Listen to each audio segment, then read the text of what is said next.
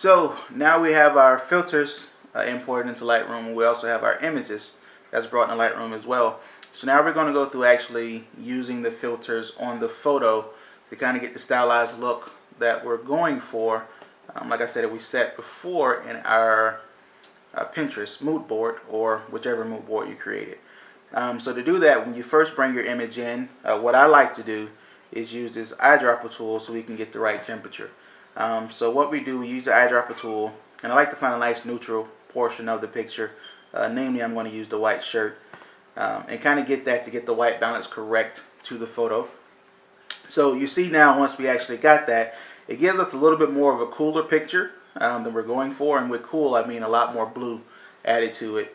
So if you want to actually warm the picture back up, what you can do is in the top portion where you do white balance, you can actually bring some of the yellow back in. It kind of warms the picture up a little bit. It makes it feel like a nice evening day, if you will. So I kind of like that there.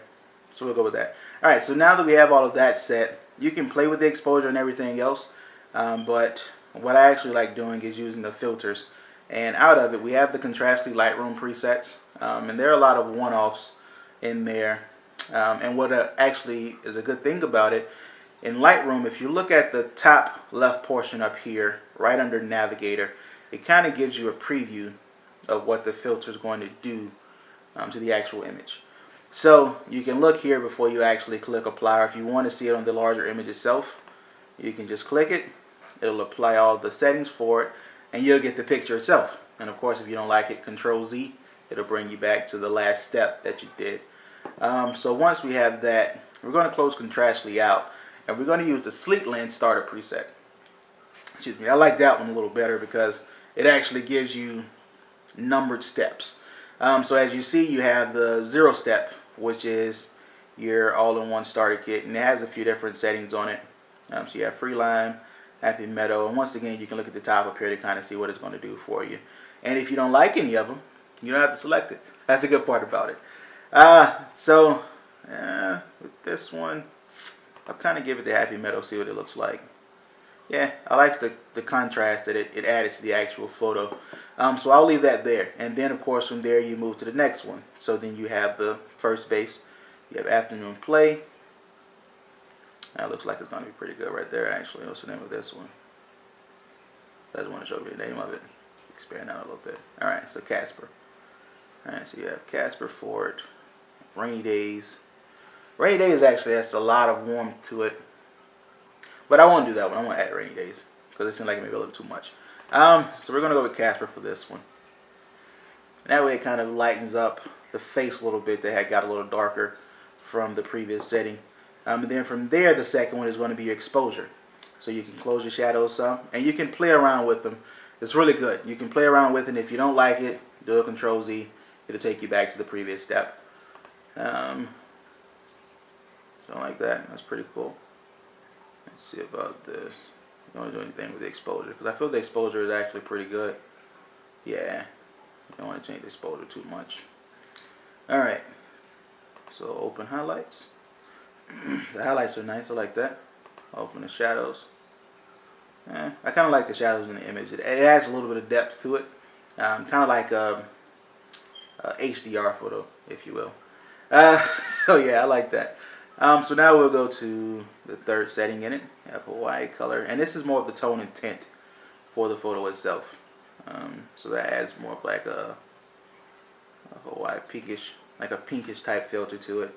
I'm not too fond of it.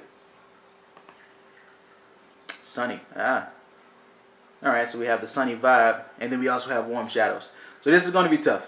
So let's see which one we like best. Warm shadows adds that warmth to it. Sunny shadow is kind of the same thing, but I like warmth just a little bit more. Could add some of the bronzish and the goldish, kind of like you'll see the sun is coming off the actual leg of the statue in the background. So it kind of gives that feel that the sun's pointing right at you and is bringing that warmth in. So I like that a lot. So now from there we'll go to the polish. We can add a pop of color.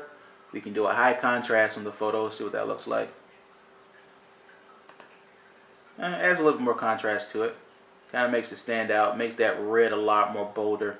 and pop a lot. So I like that. It also brings the green a little bit forward. Low contrast, dreamy feeling. Let's see. Nah, adds more of like a vignette to it. And we can add that towards the end. Summer bloom. Now this is actually a favorite portion of mine, the travel wish. So it kind of adds a haze to it, or a film filter. And I like that look for a lot of it. Actually, I did my lookbook, which is where these photos are from, using the travel wish filter over top of it.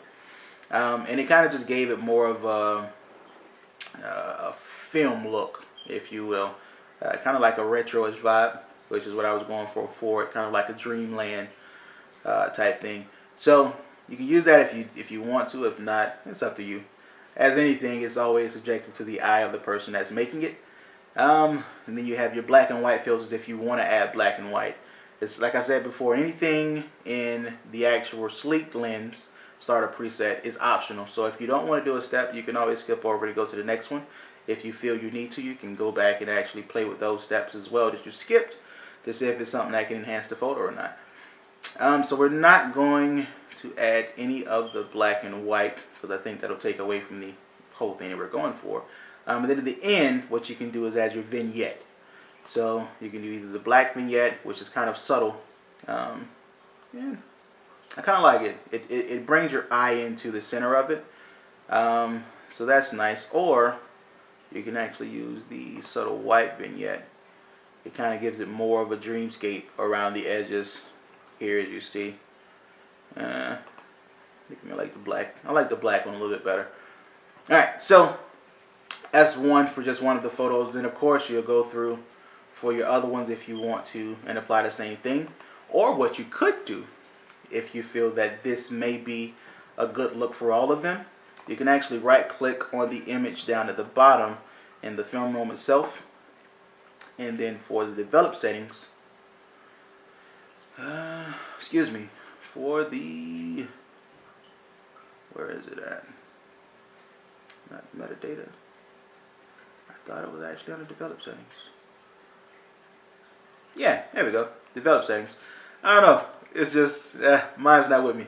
Okay, so develop settings, you go to copy settings, and then it'll let you select which versions you want to copy. I'll leave it at the default for right now and just do copy. And then what you can do is you can click on the next photo here, right click on it, do develop settings, and then you're going to paste those settings onto that image. And it'll add all of those presets that we did before. Now, once again from here, if you don't like that, you can go into the Sleek Lens Starter Kit and kind of play with the settings one by one to kind of bring it up or down. Or before you do anything, you can do Control Z and it'll take it right back to the original image. So it's kind of your choice of what you want to do with it. So I'll finish working on these other two photos with the filters. And then from there, what we'll do is we'll go into the actual exporting of the images.